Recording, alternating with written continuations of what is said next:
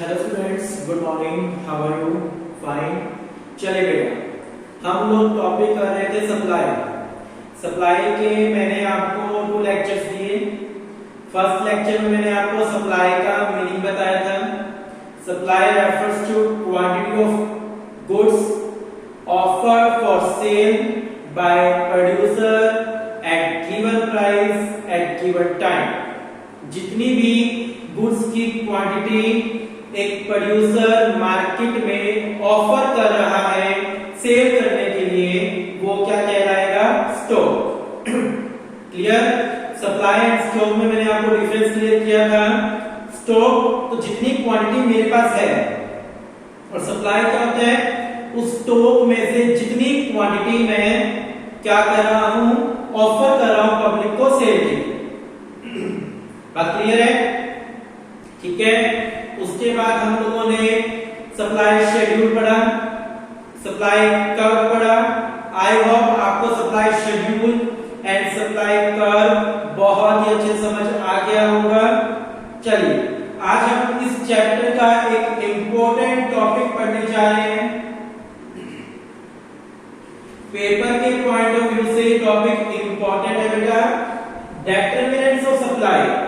जिन बच्चों ने डिमांड का चैप्टर किया हुआ है उनको याद आ जाएगा, वहां पर भी था डिटरमिनेंट्स ऑफ डिमांड, यहां पर भी टॉपिक है determinants of supply.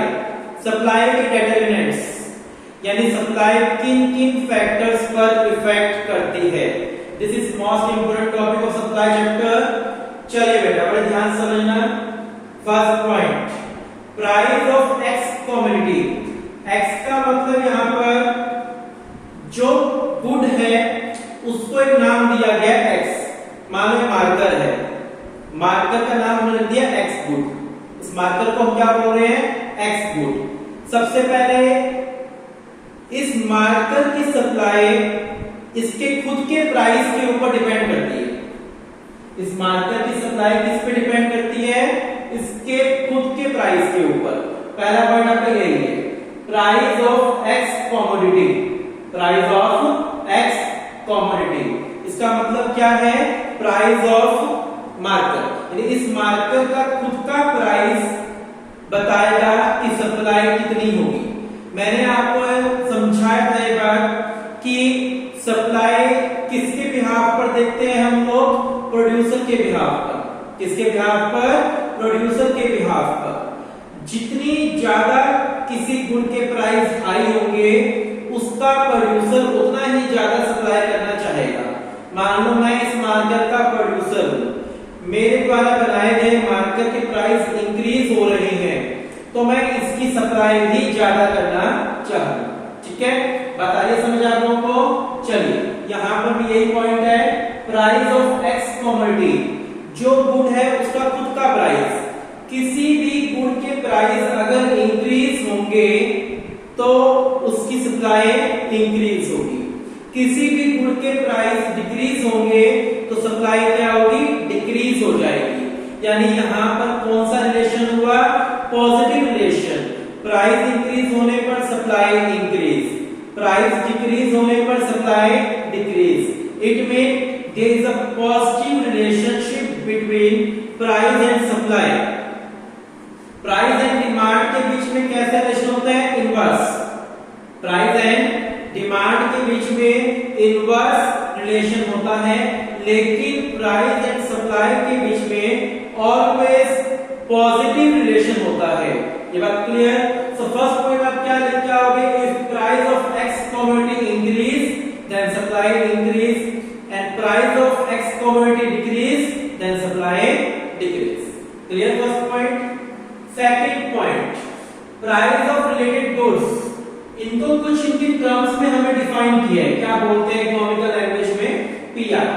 Price of related goods. Related goods 2 type के होते हैं। अगेन मैं रिपीट कर रहा हूं एक बार, रिलेटेड गुड्स जो होते हैं वो 2 टाइप के होते हैं, एक सब्स्टिट्यूट और एक complementary good. Substitute and complementary good. Substitute good कौन से होते हैं? किसी दूसरे गुड के बदले में कोई और गुड यूज किया जा सके। Substitute goods are are those goods which can be replaced to each other. It means that tea and coffee, कि टी का काम कॉफी से चल जाएगा, कॉफी का काम टी से चल जाएगा, ठीक है। सब्स्टिट्यूट गुड वो गुड होते हैं जिनको एक दूसरे के बदले में यूज किया जा सकता है। कॉम्प्लीमेंट्री गुड्स कौन से होते हैं? जो एक दूसरे पर डिपेंड होते हैं, like a car and petrol, ठीक है ना, एग्जांपल आपको ध्यान आ गया होगा। तो कॉम्प्लीमेंट्री गुड्स वो गुड्स होते हैं जो एक दूसरे पर डिपेंड होते हैं। तो सब्स्टिट्यूट गुड्स की प्राइस कैसे इफेक्ट करते हैं सप्लाई पर? हमारा टॉपिक क्या है? सब्स्टिट्यूट गुड के प्राइस कैसे इफेक्ट करेंगे सप्लाई पर, ठीक है। चलिए मैं एग्जांपल समझा रहा हूं यहां। आपकी शॉप है, कन्फेक्शनरी शॉप है, किराना शॉप आपकी, आप टी बेचते हो, एक ए ब्रांड का और एक टी बी ब्रांड। आपके पास 2 कंपनीज की चाय है, tea A company, tea B company. They are substitute to each other, this both goods are substitute to each other. ये दोनों गुड्स क्या है? एक दूसरे के सब्स्टिट्यूट है, बिल्कुल है भाई, ठीक है। तो tea A and tea B, आप दोनों गुड्स के सप्लायर हो। आपके पास टी ए भी है बेचने के लिए और आपके पास टी बी भी है बेचने के लिए। दोनों के प्राइस थे 50-50। टी ए के प्राइस कितने हैं? 50, टी बी के प्राइस कितने हैं? 50। लेकिन अब टी के प्राइस हो गए 80 और बी के प्राइस उतने ही पड़े हैं। टी ए के प्राइस हो गए 80, टी बी के प्राइस है 50। मैं एग्जांपल क्या ले रहा हूं कि आप प्रोड्यूसर हो, आप सप्लायर हो, आपकी शॉप है, आपके पास बेचने के लिए 2 टाइप की टी है, ए कंपनी की टी, बी कंपनी की टी। पहले इन दोनों के ही रेट कितने थे? 50 रुपीज, ठीक है। तो 50 रुपीज पर कोई दिक्कत नहीं। अब टी ए का रेट हो गया 80 एंड टी बी का रेट 50 रुपीज ही है। तो आप प्रोड्यूसर हो, आप सप्लायर हो, तो आप ज्यादा कौन सा सप्लाई करना चाहोगे? 80 वाला। आप प्रोड्यूसर के पॉइंट ऑफ व्यू से आप इसकी सप्लाई क्या कर दोगे? इंक्रीज, और इसकी सप्लाई डिक्रीज। इसके प्राइस में कोई फर्क नहीं पड़ा, टी बी के प्राइस में कोई भी चेंज नहीं आया, लेकिन ए के प्राइस इंक्रीज होने के कारण ए की सप्लाई बढ़ गई। यानी सब्स्टिट्यूट गुड्स के केस में क्या होता है? किसी एक के भी प्राइस इंक्रीज हो जाएंगे तो उसकी सप्लाई इंक्रीज हो जाएगी, दूसरे की सप्लाई डिक्रीज हो जाएगी। यानी इसका कंक्लूजन ये निकलता है यहां पर। क्लियर? सब्स्टिट्यूट गुड्स के केस में 2 गुड्स हैं, जिस गुड के प्राइस इंक्रीज हो जाते हैं, चाहे दूसरे गुड्स के प्राइस में कोई चेंज ना हो। जिस गुड के प्राइस में चेंज हुआ, इंक्रीज हुआ, उस गुड की सप्लाई इंक्रीज हो जाएगी और दूसरे गुड की सप्लाई डिक्रीज हो जाएगी। That's called substitute. क्लियर है बिल्कुल आपको? कॉम्प्लीमेंट्री गुड्स, कौन से goods? Complementary good. Complementary good का एग्जांपल ले रहे हैं हम लोग, cotton, seed and cotton. Cotton seeds and cotton दोनों कॉम्प्लीमेंट्री गुड है, एक दूसरे पर डिपेंड है। Cotton is depend upon cotton seeds and cotton seeds depend upon cotton. Clear? ये दोनों चीजें एक दूसरे पर क्या है? डिपेंड है। कॉटन सीड की सप्लाई इंक्रीज, सपोज करें कॉटन सीड की सप्लाई इंक्रीज, तो ऑटोमेटिकली कॉटन की सप्लाई भी क्या हो जाएगी? इंक्रीज। ठीक है? कॉटन सीड्स की सप्लाई अगर इंक्रीज होती है तो ऑटोमेटिकली कॉटन की सप्लाई भी क्या हो जाएगी? इंक्रीज हो जाएगी, because they are complementary goods, they both depend upon each other. Clear बात बिल्कुल? ये कॉटन सीड की सप्लाई बढ़ने से कॉटन की सप्लाई भी अपने आप इंक्रीज हो जाएगी। आई होप आपको अच्छे से क्लियर होगा कॉम्प्लीमेंट्री गुड्स वाला, सब्स्टिट्यूट वाला। चलिए थर्ड पॉइंट है गोल ऑफ फर्म। एक फर्म का गोल, गोल मतलब ऑब्जेक्टिव, उद्देश्य। देखो एक फर्म के 2 टाइप के गोल हो एक सेल और एक प्रॉफिट अर्निंग। एक फर्म है, मेरी फर्म है मान लो, ठीक है। तो मेरे टू ऑब्जेक्टिव हो सकते हैं, या तो ज्यादा से ज्यादा सेल करना, मुझे प्रॉफिट हो ना हो, मैं चाहता हूं कि मेरी सेल हिसार में सबसे ज्यादा हो। मेरा ये टारगेट हो सकता है एक तो कि मुझे प्रॉफिट हो या ना हो, मेरी सेल हिसार में सबसे ज्यादा हो। क्लियर है? दूसरी बात, मैं चाहता हूं कि मुझे ज्यादा से ज्यादा प्रॉफिट हो। तो यहां पर मेरे दो ऑब्जेक्टिव हो सकते हैं, या तो सेल मैक्सिमाइज करना या फिर प्रॉफिट, ठीक है। अगर मेरा ऑब्जेक्टिव इन दोनों में से प्रॉफिट अर्निंग करना होगा, मेरा ऑब्जेक्टिव इन दोनों में से प्रॉफिट अर्निंग करना होगा, तो मैं मार्केट में वैरायटी ज्यादा दूंगा। जब लोगों को लार्ज वैरायटी दूंगा तभी लोग मुझसे लेंगे, ठीक है। यानी अगर मेरा ऑब्जेक्टिव प्रॉफिट अर्निंग है तो मैं सप्लाई ज्यादा करूंगा। अगर मेरा ऑब्जेक्टिव प्रॉफिट अर्निंग नहीं है, सेल मैक्सिमाइज करना है बस, तो मैं सप्लाई कम करूंगा, क्योंकि मैं ज्यादा वैरायटीज पब्लिक को नहीं दूंगा। उसमें मैं उन्हें एसेंशियल गुड्स ही सप्लाई करूंगा ताकि सेल मैक्सिमाइज हो सके। बस बात समझ पा रहे हो कि अगर एक इंसान का ऑब्जेक्टिव, एक फर्म का ऑब्जेक्टिव, एक एंटरप्रेन्योर का ऑब्जेक्टिव प्रॉफिट अर्न करना होगा तो वो सप्लाई ज्यादा करेगा। अगर उसका ऑब्जेक्टिव सेल मैक्सिमाइज करना है तो वो सप्लाई कम करेगा। क्लियर है? तीनों पॉइंट आपको अच्छे से क्लियर है? एक मिनट इनको देख लो।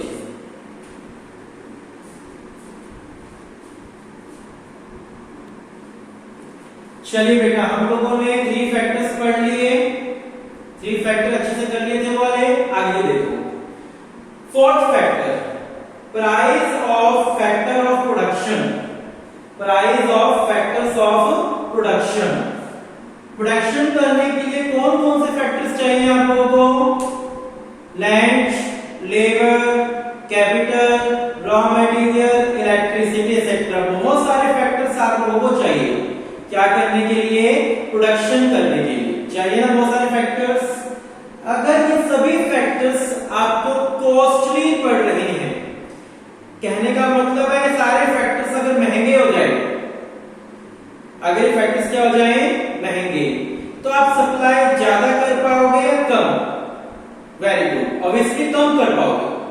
अगर ये फैक्टर्स आपको हाई प्राइसेस पर मिल रहे हैं, महंगे मिल रहे हैं, तो आपके पास इन फैक्टर्स की कमी हो जाएगी और सप्लाई भी कम हो जाएगी। अगर आपको ये फैक्टर्स लो कॉस्ट पर मिल रहे हैं, सस्ते मिल रहे हैं, तो आप इनकी सप्लाई भी ज्यादा कर पाओगे। क्लियर है? Price of factor production clear है? तो आप बताओगे कि फैक्टर्स कौन कौन से होते हैं? Land, labour, capital, raw material, electricity etcetera. अगर ये फैक्टर्स लेस कॉस्टली हैं तो सप्लाई ज्यादा होगी, ठीक है। अगर ये फैक्टर्स कॉस्टली हैं तो सप्लाई कम होगी। Change in technology. Change in technology. अगर आपके बिजनेस में आप मॉडर्न टेक्निक को यूज करते हो तो सप्लाई ज्यादा होगी। अगर आप लेबर इंटेंसिव टेक्निक, यानी लेबर को यूज करना प्रोडक्शन के लिए, देखो प्रोडक्शन के 2 तरीके होते हैं बेटा, या तो लेबर के थ्रू करें या फिर मशीनरी के थ्रू करें। अगर आप मॉडर्न टेक्निक यानी मशीनरीज को अडॉप्ट कर रहे हो तो आप सप्लाई ज्यादा कर पाओगे। अगर आप लोग ओल्ड टेक्निक्स को यूज कर रहे हो, यानी लेबर टेक्निक को यूज कर रहे हो, तो सप्लाई क्या होगी? कम होगी। क्लियर है? यहाँ पर चेंज इन टेक्नोलॉजी में आप क्या लिखोगे? If we adopt modern technology then supply will increase. If producer used old technique, labor intensive technique, then supply will decrease. Number of firms, जितनी ज्यादा मार्केट में फर्म्स होंगी उतनी ही सप्लाई भी large. Large firms large supply, small firms small supply. तीनों point clear है बिल्कुल अच्छे से? फैक्टर्स अगर महंगे होंगे तो सप्लाई कम होगी, सप्लाई ज्यादा होगी। चेंज इन टेक्नोलॉजी, अगर मॉडर्न टेक्निक को यूज करते हैं तो सप्लाई ज्यादा होगी, अगर ओल्ड टेक्निक को यूज करते हैं तो सप्लाई कम होगी। Number of farms, large supply, small farm small supply. Taxes and subsidy, tax आप सबको पता ही होगा, सुना भी होगा टैक्स क्या होते हैं। टैक्स वो कंपल्सरी पेमेंट होती है जो हमें गवर्नमेंट को पे करनी होती है। सब्सिडी होती है छूट, रियायत, ये हमें कौन देती है? गवर्नमेंट। ठीक है, गवर्नमेंट देती है सब्सिडीज, किसको देती है? प्रोड्यूसर्स को। प्रोड्यूसर से टैक्स भी लेती है और प्रोड्यूसर को सब्सिडीज भी देती है। अगर गवर्नमेंट हाई टैक्स चार्ज कर रही है, अगर गवर्नमेंट हाई टैक्स चार्ज कर रही है प्रोड्यूसर से, तो प्रोड्यूसर की सप्लाई ज्यादा होगी या कम होगी? कम हो जाएगी। अगर प्रोड्यूसर से ज्यादा टैक्स लिया जा रहा है तो उसकी प्रोडक्शन कैपेसिटी लो होगी, यानी सप्लाई भी लो। अगर प्रोड्यूसर को हाई सब्सिडी दी जा रही है, क्या दी जा रही है? हाई सब्सिडी, देन प्रोड्यूसर की कैपेसिटी ज्यादा होगी और सप्लाई भी ज्यादा। क्लियर आपको? ये सारे पॉइंट क्लियर है अच्छे से? हाई टैक्स होगा तो सप्लाई कम, हाई सब्सिडी होगी तो सप्लाई ज्यादा। देखिए एक सेकंड, इसको अच्छे से नोट कर लो।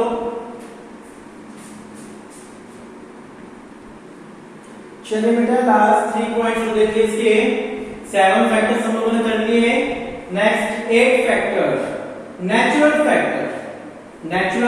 फैक्टर्स, जैसे कि एग्रीकल्चरल गुड्स होते हैं।